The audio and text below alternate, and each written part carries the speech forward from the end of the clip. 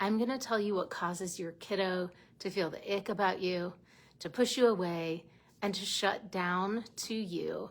This happens more often in the tween years and teen years, and I see it more with girls than boys, although deep feeling, highly sensitive kids across the board at all ages. So we're going to dive into that in just a second. I'm going to tell you what it is so that if this is going on for you, you can understand this problem more and you know what to do about it and you know how to fix it.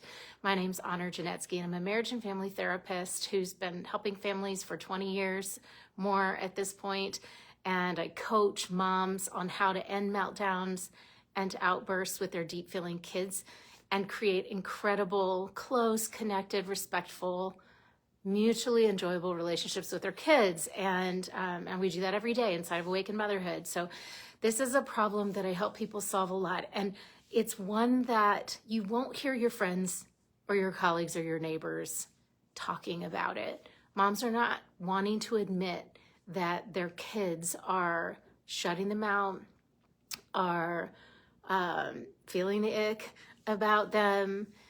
This is something that a lot of people don't talk about, but it does go on for a lot of people who have tweens, teenagers, where there's a missing piece to the relationship. And we're going to talk about this. So thanks for joining, you guys. If you have that sense that in your relationship with your child that they are not letting you in, that they're pushing you away, they are not telling you what's really going on for them, and you can sense that when they're going through something hard or they're having tough feelings that they aren't really sharing that with you. Well, it can look like that all the way to, the eye roll when you talk or try to tell your kid something, to a teenager saying like, stop, be quiet, go away, or isolating in the room, shutting the door, and really not wanting to interact with you at all. And that increases as your child gets older. You may see little glimmers of it as they are 7, 8, 9, and then it progresses as they get older. So if this is you, then the first thing I want to say is people try to normalize this all the time. So I've even heard professionals do it, clinicians do it. I've heard pediatricians do it.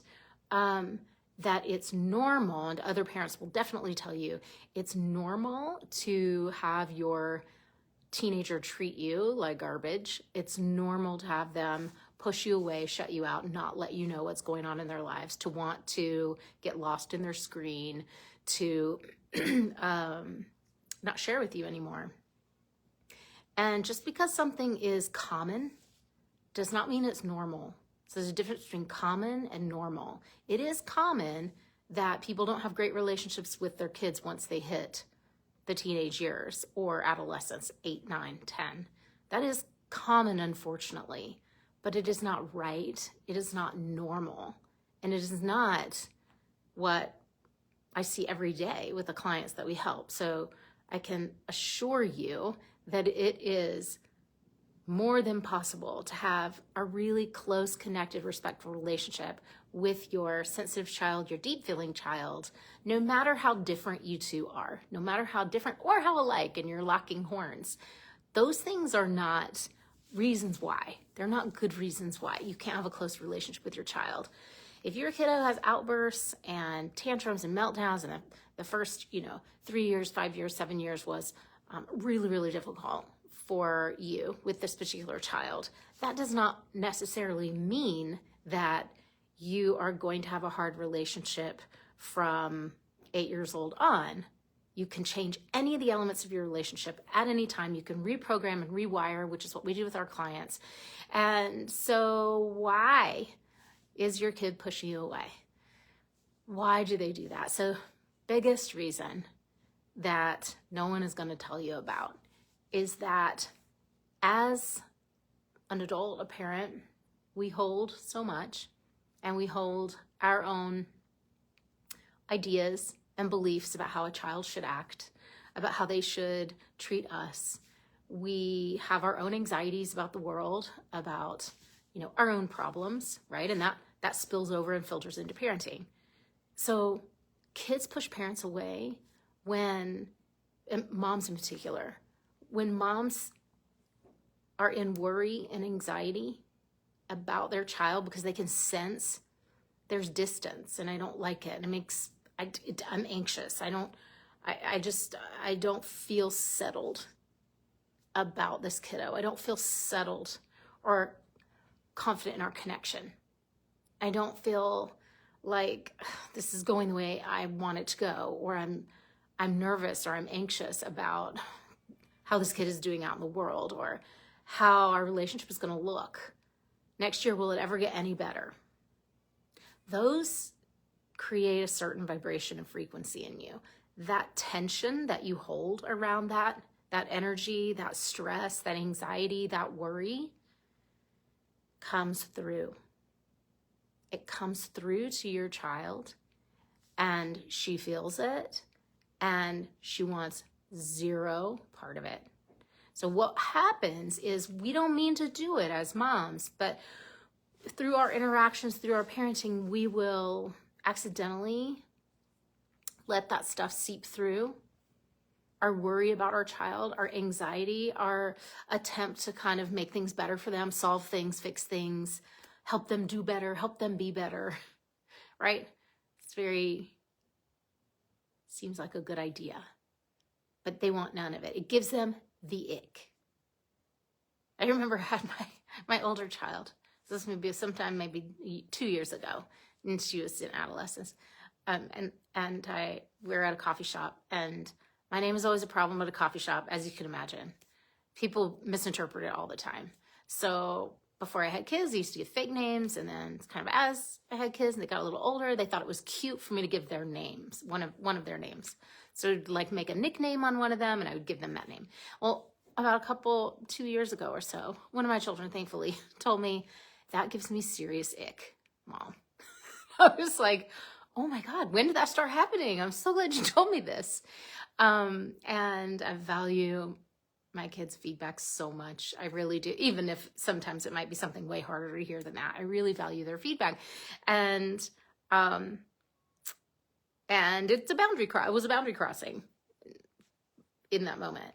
And as a therapist, I understood this, and I can make the correction. But it's happening all the time for moms and for parents, and their kids don't know how to tell them that, because you don't have that kind of conversation. You don't typically have those kind of conversations with your kiddo for them to feel safe to say to you, that is too much when you worry about me, or that is too much when you feel anxious about me.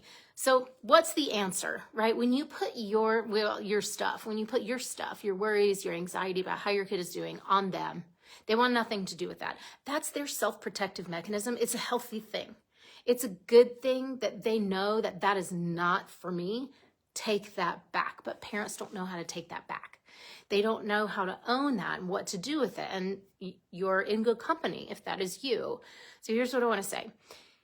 The answer is not, just don't worry about it. It's normal for your teenager to be an asshole to you. It's not okay. It's not normal. It doesn't feel good to have your child brushing you off or rejecting you all the time. It's a horrible thing. It's painful. It's hurtful. And you don't want to let that continue. If a part of you is like, I'm not willing to let this continue. I don't want that. I want a good relationship with my kid where we have open communication. I want to understand her better. I want her to know me. Like, I want us to really know each other so we have a lifelong relationship, and I can really help her if she needs something, she needs me, she needs help, she needs support, which she does. Then, first of all, trust your intuition. If your intuition is saying, like, I don't have that kind of connection with my child, then you're right. You're probably right. You're probably right about that. And then you get to decide, do I want to change that or not?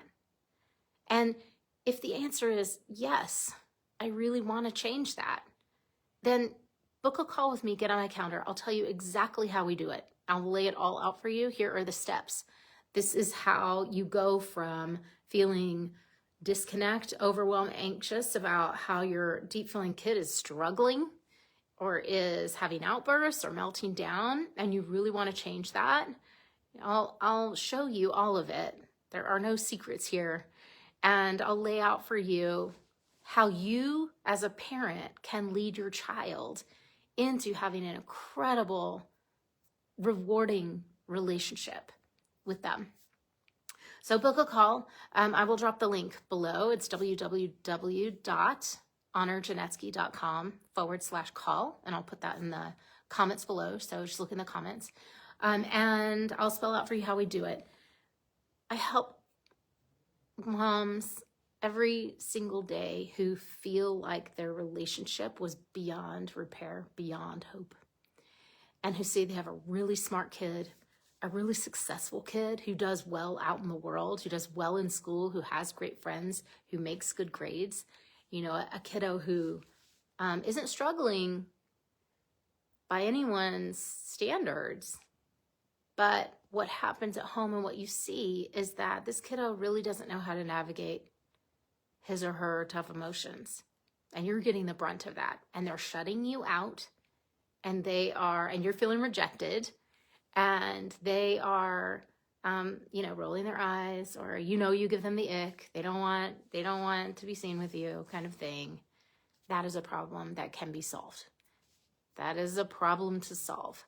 And on the other side of rewiring the relationship, which really is the answer, rewiring the relationship, the connection opens, the flow opens, the communication opens, and then you will see that your influence actually translates to your kiddo, that it matters to them, that they value what you have to say, and that you are more relaxed about them because you can see that there is a connection that matters to them. That's so important as a parent that because the minute that they move out of your house, chances drop dramatically. They go off to college, chances that any relationship is going to grow at that point dramatically drop. So while you got them under your roof, sooner the better. Okay, so if this is resonating with you, tell me how below. I do want to hear what you guys want, what lands with you, what you need. Tell me about what is standing out to you and what you're hearing. And you can also drop your questions below. Most important thing, if you are in this place that I'm describing and you just don't want it to last, you are looking for resources and you are looking for help or guidance, go ahead and book a clarity call. It is free. I will spell out to you exactly how we do it, and just pull the veil back so that you know exactly what the map looks like. And can have an amazing relationship with your kiddo again. Okay, lots of love, you guys. Invite your friends to the group. Thank you for helping this group grow so more and more moms can really learn how to have the kind of love and peace at home that they want. And you guys have a great day, and I will see you next.